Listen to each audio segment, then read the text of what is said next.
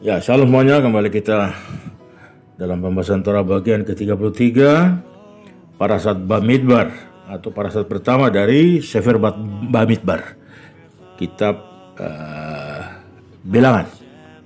Ya, dari pembahasannya dari pasal 1 sampai dengan pasal 4 ayatnya yang ke-20. Ya, kali ini kita akan bahas satu ayat saja, ya, dari pasal pertama, ayatnya yang pertama. Ya, katakan di sana, Vayedaber Adonai el Moshe bevidar Sinai beohel moed beechat lachodes haseni basana hasenit letsetam me'eret Mitzrayim lemor. Artinya, dan Hashem berbicara kepada Mose di Gurun Sinai di kemah pertemuan pada hari pertama bulan kedua pada tahun kedua Eksodus Israel dari tanah Mesir. Di Sefer Bereshit, Taurat berbicara kepada kita tentang penciptaan awal dunia ini. Kemudian tentang asal-usul orang-orang Yahudi dan silsilah dari keluarganya sebelum masa penawanan di Mesir. Dalam Sefer Shemot diceritakan kisah tentang penawanan itu dan penebusan selanjutnya, termasuk dalam laporannya tentang penaklukan komunitas Israel adalah deskripsi tentang ikatan fisik, kondisi pahit perbudakan mereka, dan perbudakan spiritual. Kejahatan di mana mereka tenggelam dalam praktek tahayul dan kepercayaan orang Mesir. Tetapi Tuhan mereka menyelamatkan mereka dari perbudakan ini. Kemudian Tuhan memisahkan mereka di Wahyu di Sinai dan memerintahkan agar mereka mendirikan miskan atau kemah suci di mana Dia akan hadir, ya, atau menunjukkan sekinahnya dan tinggal di tengah-tengah mereka. Di Sefer Vayikra, Tuhan mengajarkan mereka tentang kehidupan kekudusan dan kemurnian yang harus mereka jalani agar selaras dengan pelayanan kudus di miskan. Hanya ketika Kohanim dan seluruh komunitas Israel teliti setiap saat dalam hal-hal yang berkaitan dengan tatanan kekudusan atau kudusa, maka kehadiran ilahi atau Shekinah Hashem akan berlanjut tanpa hambatan untuk tetap tinggal di tengah-tengah mereka.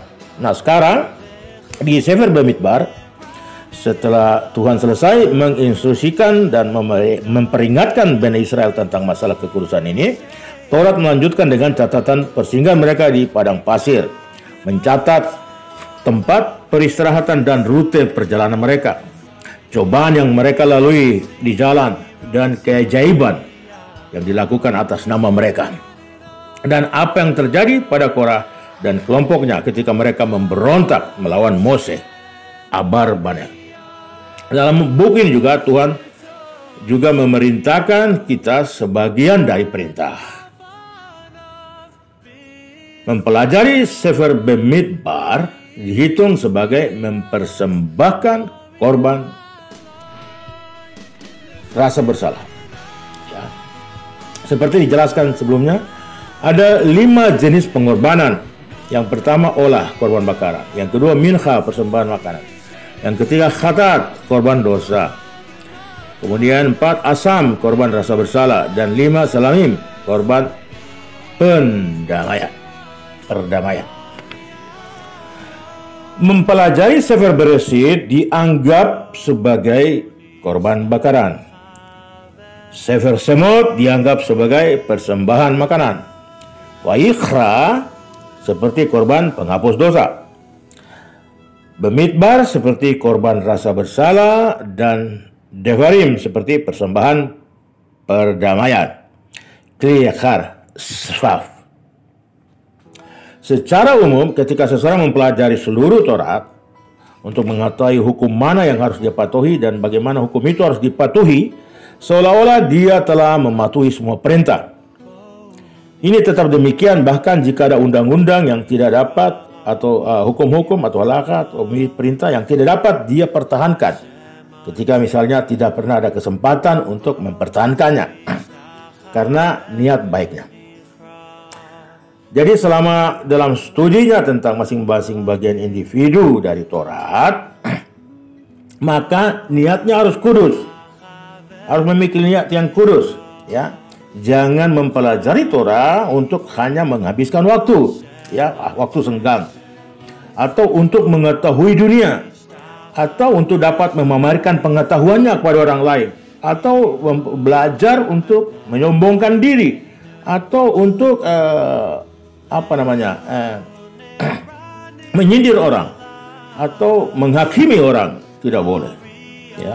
Tapi betul-betul harus memiliki niat yang kudus, murni, karena keinginannya untuk belajar. Ya. Nah,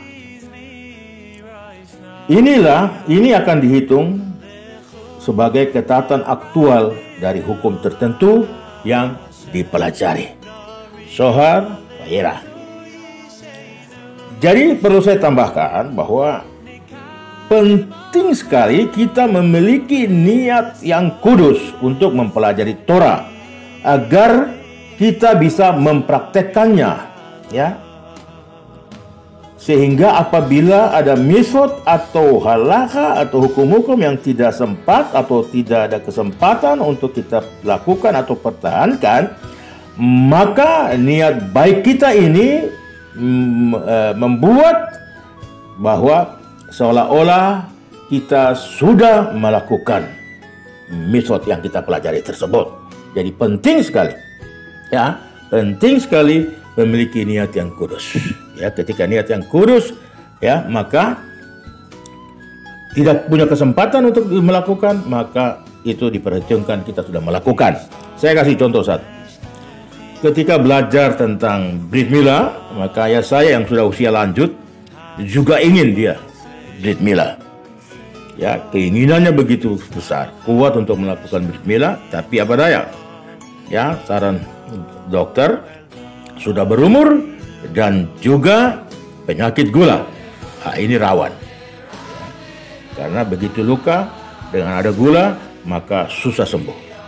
Ya, tetapi karena niat baik, ya, niat yang tulus untuk mempertahankan atau untuk melakukan, karena itu adalah perintah Hashem, ya, tetapi tidak punya kesempatan untuk melakukan, maka dia diperhitungkan sudah melakukannya. Baik, demikian. Toda Rabah, Shalom semuanya.